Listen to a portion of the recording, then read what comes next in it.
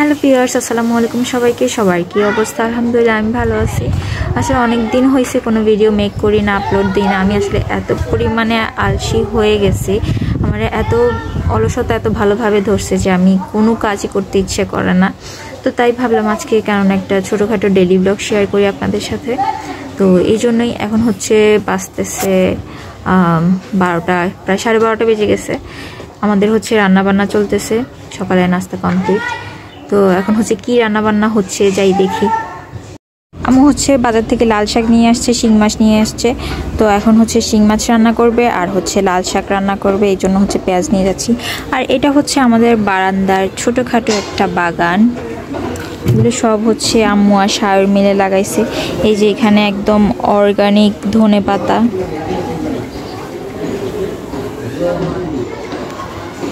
Aloe vera, আরও অনেক গাছ ছিল, ওগুলো নষ্ট হয়ে গেছে।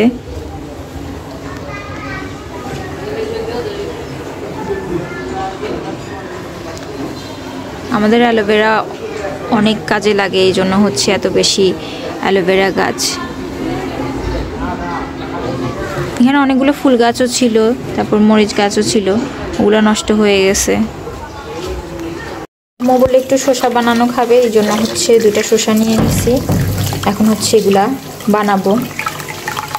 আর আসছি স্কুল থেকে এক্সাম শেষ করে।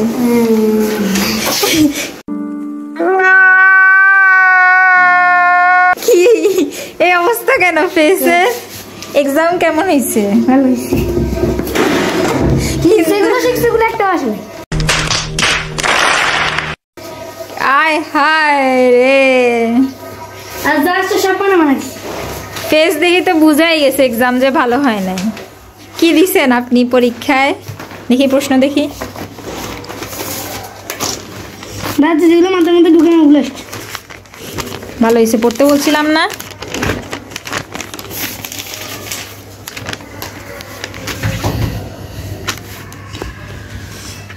নৈমিত্তিক সবগুলো দিছ? এগুলো সবগুলো দিছি। এগুলো কি যে বলছে দিচ্ছি, এগুলো 2টা দিচ্ছি। এগুলো আসে না, আর এগুলো সবগুলো ফুটে চাইছে। ভাই একটারে বলছি ভাই সবগুলো লিখে দিই, উদ্দীপক লিখে দিই, মার দিবে না। না, উদ্দীপক বুঝে না লিখলে তো মার দিবে না। এগুলো ফুটে নাই তো, সৃজনশীল ক এগুলো তো দাগাইও দাও না। দিছি সৃজনশীল দাগাই দিছি। ওই যে গ বিভাগ ছিল যে গরুর কোনো ম্যামে দেয় না, এই ম্যামটা দিয়ে দিছে। এই দৃশ্যপট নির্ভর এগুলো দিছি, আমি দাগাই দিছি। বই নে, বইয়ের মধ্যে দেখবি। আচ্ছা দিব, সবগুলা দাগাই দিছি। কত মার্কের আনসার এসে জানি না। আয় হায় রে, মান সম্মান সব শেষ।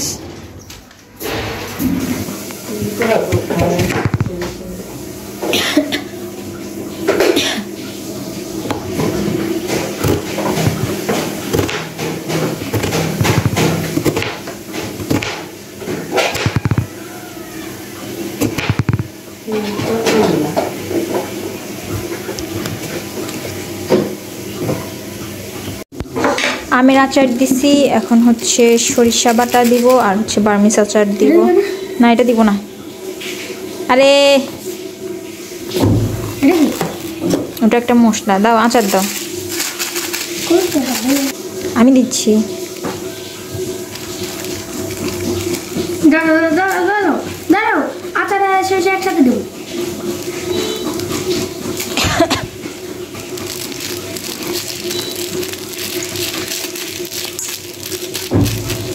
একটা দাও আচ্ছা, আরো নিচে থেকে দাও না।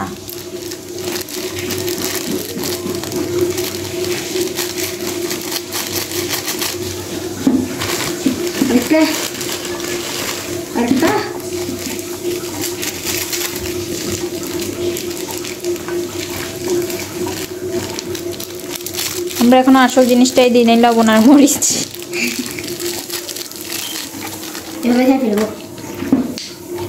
ওই লবণ বাটিটা নাও।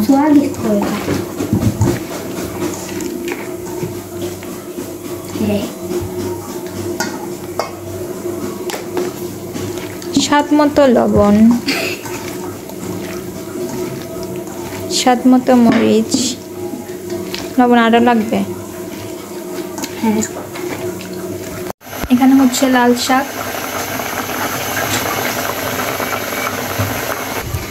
মাছ এখনো পরিষ্কারের কাজ চলতেছে।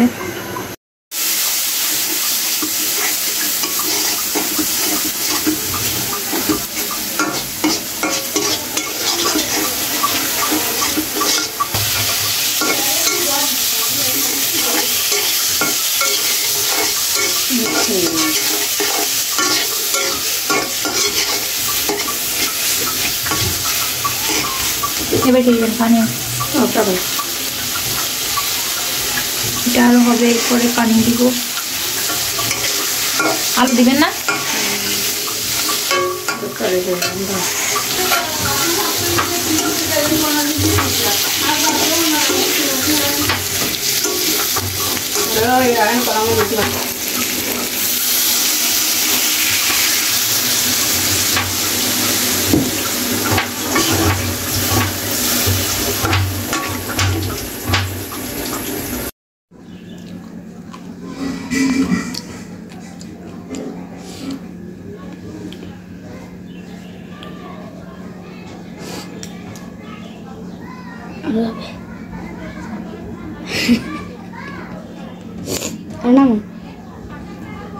আরো হ্যাঁ, এইদিকে নামবে, এরপরে এটা বড়ি দাও। আরে আমার চোখে তো ঘুরে এরপরে বড়ি দাও না, এভাবে করে ভাঁজ করে দাও। হ্যাঁ, এবার ঠিক আছে।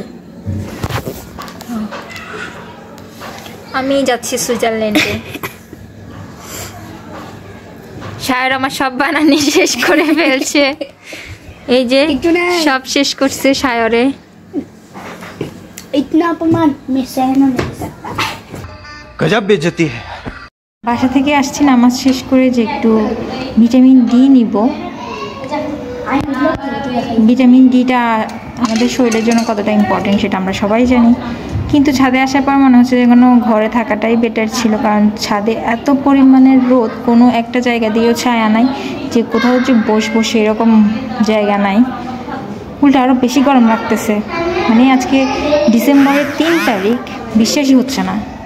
দেখে বোঝা যাচ্ছে কি পরিমাণ রোদ পড়তেছে। নামো না ভাই, আর থাকা যাবে না, চলো বাসা চলো। এই রোদের মধ্যে থাকতে পারবো না, যে গরম।